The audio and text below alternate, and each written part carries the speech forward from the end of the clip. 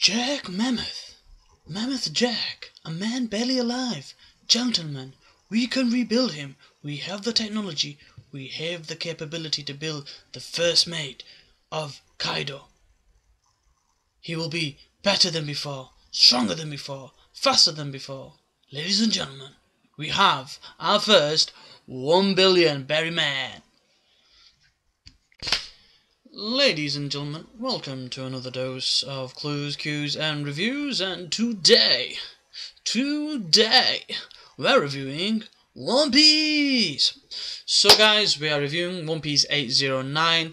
This officially hit the Manga Stream channel website 11-12 o'clock my time, which is probably about 4, 5, 6-ish American time.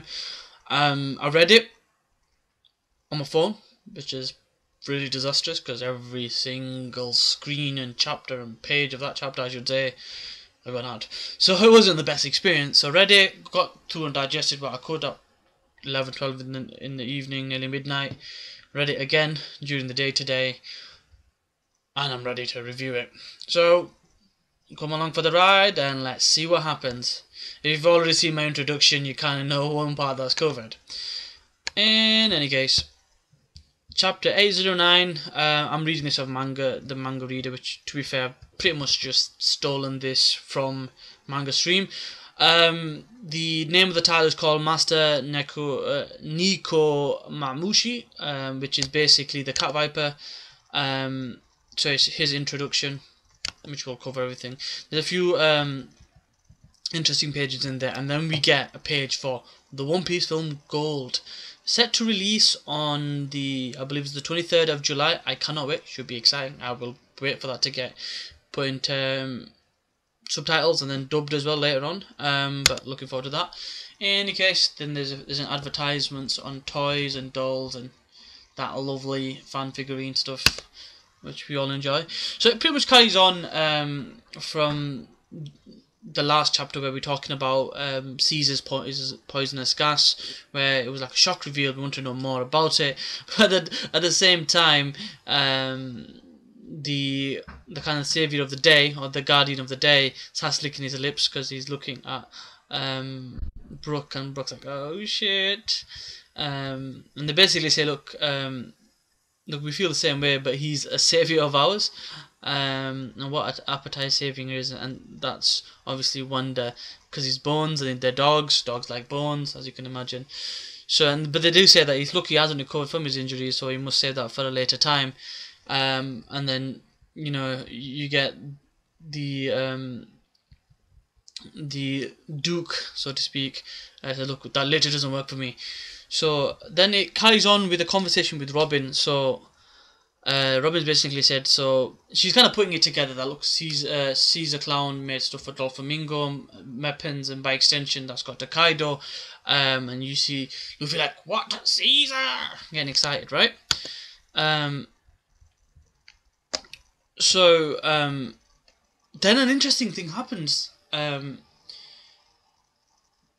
Duke recognizes the hat, and he basically says, forget about the fight itself. Because that straw hat suits you well. It reminds me of someone. So he kind of reminisces about his journeys on a ship. He was with his the other Duke, basically. Apparently they don't get on, and they run into a guy who had the same hat. He goes, he's now one of the big shots. And he's basically talking about Shanks. So this guy's met Shanks, and you can see, that lineage in that suits him. I'll tell you one thing. This Duke is massive. He's a big dude. He's not. If you look at the panel, I'm looking at page 6, and you look how small Luffy is. Luffy's basically like an average height for a male of that age in Japan, basically 5'7", 5'8", something like that, and he looks tiny compared to him. He looks at least 3 times the size of Luffy. So he reminisces about meeting Shanks, and he goes, oh, you know Shanks? Yeah, Shanks actually give me the, he was basically saying, Shanks give me the hat before asleep. And Wanda goes, it's already 6 o'clock. So amazing funny reaction from Usopp saying, 6 o'clock, is he a kid? And she goes, no, obviously you don't understand that we've explained that there's two dukes who look after it. So basically, what they're saying is there was the duke is the official Inuarashi. Basically, the dog dude is the official ruler, and the cat viper Nekomamushi is the guardian of the whale forest. And it's been like that for a long time, a place that they hold sacred, right? But in terms of power, they're equal. So they're equal in political power in the country and more than likely physical power. So basically, they said, so Usopp's questioning, why is it that he's randomly fallen asleep? Because they have a very a fiery, quite tested relationship. He goes, they don't want to see each other, basically. He goes, apparently they were really good friends in the past, but something happened, and every time they fought in a stalemate. So both of them are basically equal of power. And then you got Luffy, looks like he's going to do something to his mouth there. But yeah, that's basically what they just like anything, dogs and cats can't get along. They're always at each other's throats. And basically what they decided to do was split the time of 24-hour clock between themselves. So between 6 p.m. to 6 a.m. is the nocturnal hours, where the cat viper takes over, and the dog takes from 6 a.m. to 6 p.m. and that's how they separate the time. So with everything else, all the people that are part of the daytime hours fall asleep at 6 p.m. and on the flip side, they wake up at 6 p.m. when they're asleep during the day. So Sicilian's falling asleep as well, and he explains that look, it affects everybody. I like Sicilian. He just looks cool. He looks a bit like Peckham's, but he looks cool. And then there's like he's fallen asleep, and he must be dreaming about the flashback. And it goes into a flashback, and it's basically the continuous fight of what happened when Jack stormed the city, basically. And then they talk about the Musketeers. So the Day Squad, the dog Duke, he's got a Musketeer squad. The 3 Musketeers are basically the leaders of that, and I think Wanda is also part of that. So what's funny, right, is you've basically got you got monkeys, you got balls, you got everything there. You got the panda dude there. You've got Wanda there and Carrot there as well, and it looks like you got Puss in Boots as well. So basically, the thing, we're here taking the weapons as a top priority, keep losses to a minimum. So they're the squad. What they also realize is some of them who have the funky devil fruit abilities, because they've got hybrids or fake zone fruits, the ones that can manipulate parts of their body. They're the ones with the black horns. Because it's interesting because they've got a weird type of ability. Beware of the hands of the Blackhorns. So one of them transforms into a wolf hand, and he's basically about to attack Wanda, or Wanda I like to call her. Sicilian intervenes. So he comes in, throws a slash. He looks like he's cut the head off, or he's electrocuted the hand. And he's like, what's happened? And they arrive. The actual 3 Musketeers, something I was looking forward to. So they are the 3 Musketeers of the dog Duke, Inurashi's Musketeers, and they're basically going to take over. It tells everyone to back off. It's our time. So you got Sicilian. They don't tell you the names of the other 2, but there's like a zebra and another type of dog / wolf type character. He looks to me like a fox. And so yeah, they're introduced. And then towards the back, the Duke himself appears. And he goes, "Who the hell are you?" He goes, "Jack, I believe it was." He goes, "Look, let's stop the fighting." He goes, "I swear to God, they're not here, but you're more than welcome to have a look." She goes, "So you're the king of this country?" He throws down his sword. And he goes, people are thinking, what the hell's he doing? He stands in front of him, and he basically says, "Look, you're more than welcome to search for this samurai whenever you want. You're not going to get any interference from us. Just stop destroying this place, because it's got too much heritage, too much history." But remember how in the previous chapter that old monkey tried to do the same thing and he got swatted miles away? He's basically going to do the same thing, and Jack just swings his trunk and he goes, "Hell no!" And they're like, everyone's gasping, like, "Oh my God, shit, what's happened?" the dude stops it with his arm. He extends his arm like it's nothing and stops the attack. Just like that. And his follower's like, what the hell, you made that look easy? And then you get a response, he goes, he brushed, and this is what the people are saying, he brushed off Lord Jack's attack like it was nothing. So that shows you how powerful the Duke, the Dog Duke, and the Cat Viper are. And they even say, look, this guy's a beast, because I thought this was supposed to be a fluffy, cuddly animal kingdom. I don't know what the hell they were thinking, was it Furbyland or something? But obviously, clearly they underestimate the minks. And then you've got people that are following Jack, who come out with this crazy, and I read this and I thought, that can't be right, this can't be right. He says, you've got to be kidding me. Our boss, Lord Jack, is infamous and his name resonates throughout the New World with the bounty of 1 billion berries. I'm going to touch on that in a second, but let that digest. 1 billion berries. And you see Jack like, because my underlings never know when to shut up. He goes, they basically said, don't go thinking you're hot shit just because you start one of his attacks. So that's basically his underlings kind of piping up and talking and stuff, basically. And look, he's still saying, look, just, we don't want to fight, don't fight. He'll say it once and only once. Actually, no, that's Jack. So Jack says, I will say this once and only. I will cease this mayhem when the samurai stands before me. The samurai not being here, now that is your sin. He does not give a shit. He just doesn't care. And Thingy picks up his sword. But what's crazy is that sword it's the rapier type of sword, you know, the fencing type of sword, the French style sword. And it looks like it's generating electricity. He goes, let me add one more thing I love to destroy. And he basically said, and then the Dog Duke goes, look, a true calamity is on us, like he says, a calamity.